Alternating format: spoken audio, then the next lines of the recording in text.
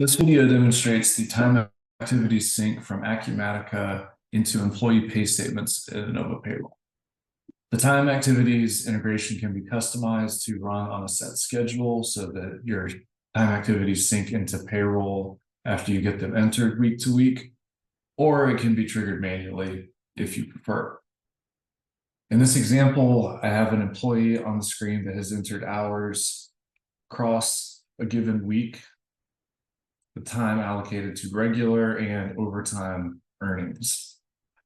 When we run the sync, usually this would take around a minute, depending on how many employees you have. For one employee, in this case, it just takes a few seconds.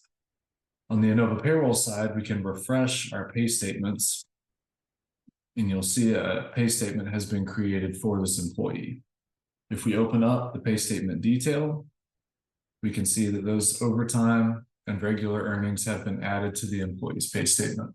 If they've done any job costing in Acumatica with time associated with projects or labor items or other job costing components as well, and populated on the pay statement so that they will be reflected in the journal entry that is created after the payroll is run.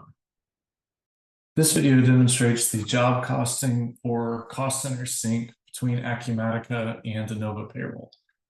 In this example, we will use cost codes, but you can also sync projects, tasks, non-stock items, and other job costing components between systems. In Acumatica, we will add an additional cost code for drainage and save the change. When the integration runs, that new category of cost code will be added in an Inova Payroll system.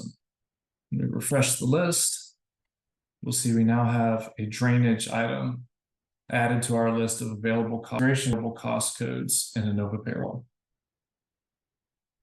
The Inova Payroll integration with Acumatica will sync journal transactions into Acumatica after a payroll is run.